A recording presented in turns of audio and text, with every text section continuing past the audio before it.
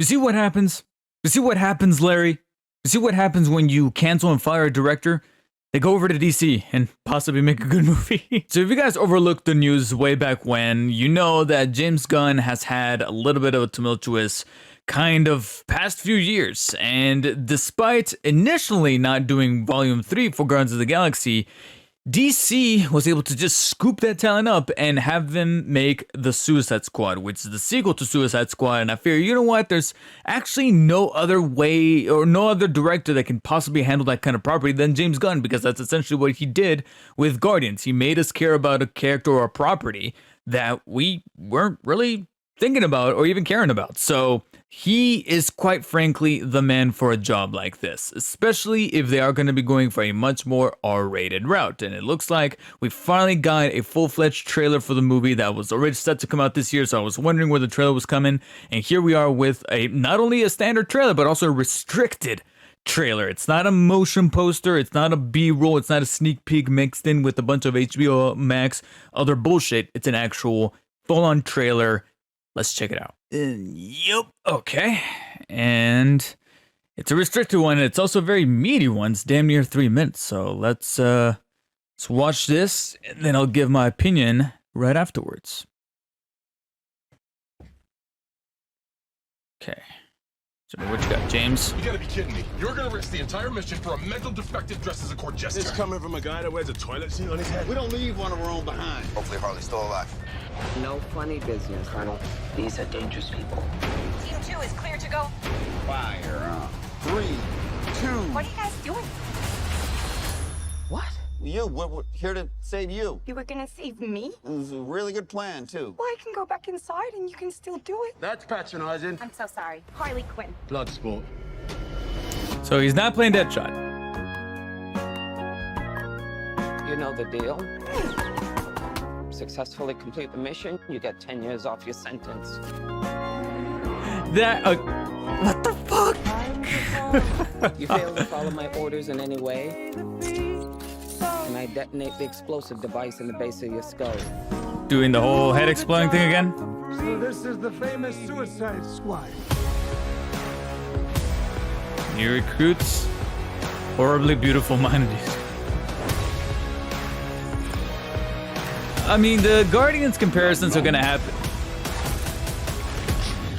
Any questions? And Yes, that is your hand. Very good. we're all gonna die. I hope so. Oh, for fuck's sake. Here's the deal.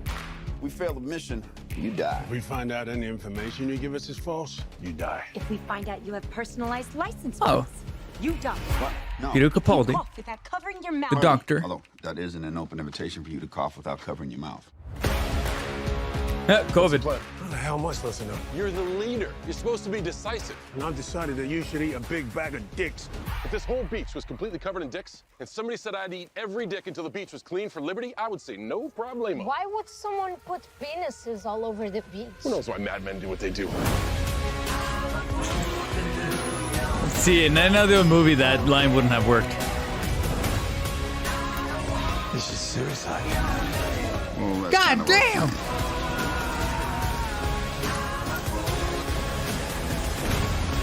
Don't you worry, eh? I'm gonna get you out of here alive. I'm going to get you out of here alive. The fuck is that? The Slither monster?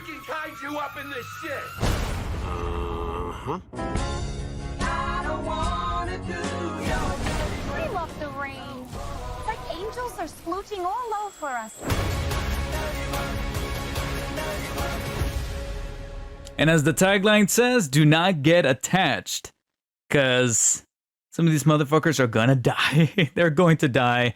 And we should probably not try to get ourselves too emotionally invested. Because we all know that James Gunn loves to kill off his characters. Especially the ones that we really love and appreciate. You know, he is not scared to subvert our expectations with certain characters. So some of these folks, hey, who knows? Maybe he'll kill off Idris Elba or something like that very early on, John Cena, whatever. So just something to just kind of keep in mind. Not a spoiler. It's not a leak. or anything like that. It's just pure introspective nature of the director. And of course, one of the director's trademarks is casting Michael Rooker. Returning here, I can't remember the character's name, Savan, I think it is. Something like that, but it looks like he's very pinpoint accurate. I don't mind if he dies. He's wearing Crocs. He's wearing Crocs, so it's very clear that he's one of the more expensive ones. And one thing that I did want to say before playing the trailer, but I didn't want to get ahead of myself too much, is that we have a couple of characters here that I can clearly tell are going to steal the show because it's James Gunn handling them. Here we have his brother, Sean Gunn, coming back as a rodent again, because if you guys don't know, his brother Sean Gunn is actually the physical stand-in. He's not the voice. Bradley Cooper's the voice. But Sean Gunn was his brother is the physical stand-in, the motion capture stand-in for Rocket Raccoon in the Guardians movies and, whenever he appeared in the Avengers movies. So here we have him again. His older brother tormenting his younger brother, or unless it's reversed, tormenting his brother by making him suit up as another rodent. I can't remember, I think it's Weasel? Something Weasel, but here we have him. And then another character that we can clearly see is probably going to be stealing the show as well is the violent and very, very hungry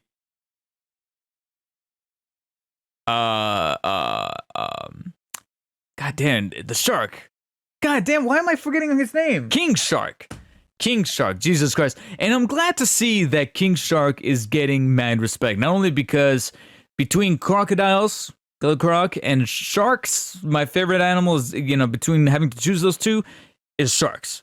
All the way. And I'm glad that King Shark is finally getting some mad respect. Not just from this movie, but as you guys know, he's not only in the Harley Quinn animated show, but he's going to be in Rocksteady's Suicide Squad game coming next year, or possibly in 2023 if it gets delayed again. And so, or if it gets delayed, period.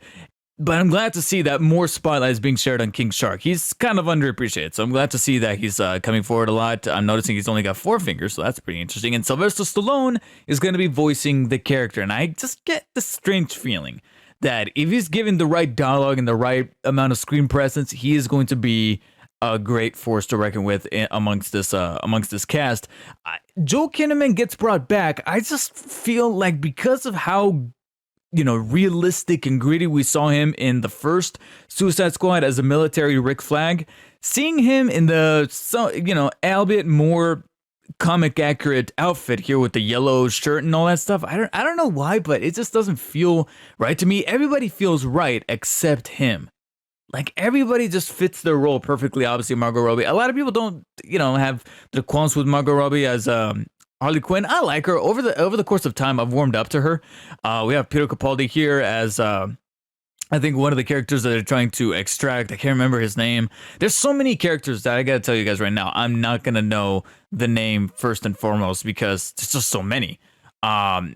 I just recognize by face, but it's interesting to see that Idris Elba is not taking over as Will Smith. I mean, he's filling in the shoes of that character, but he's not directly playing Deadshot. He's playing Bloodsport, so it's kind of a different interpretation.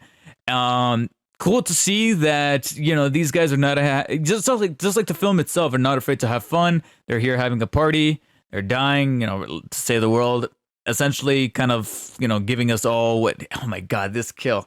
This is what I'm talking about. This is what I'm talking about. Not only with James Gunn being in his element, but also, King Shark is probably going to be stealing some of the show in this film with his cool kills and his presence and charisma. Because that's the thing, he can be funny.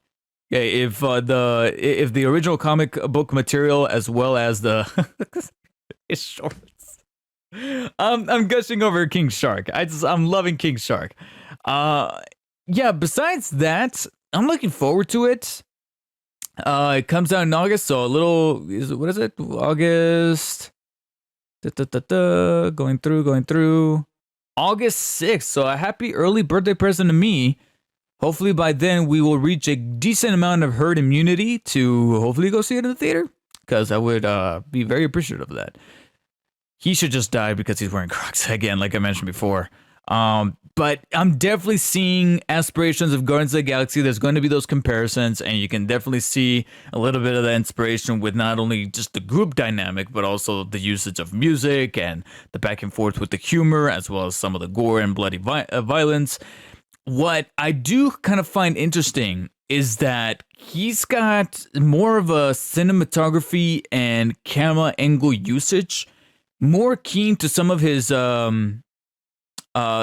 older films, you know, like, because with the Guardians movies, they're a bit more, I don't know what's the word here, but they just seem a little more standard as far as camera placement and cinematography.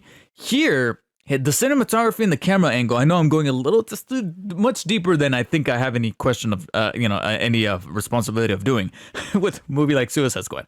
But it just reminds me more of movies like either Slither, which I know is a much more on the horror angle, or body horror angle, or more on the superhero angle, only somewhat more realistic, quote unquote, Super with Rainn Wilson and Ellen Page.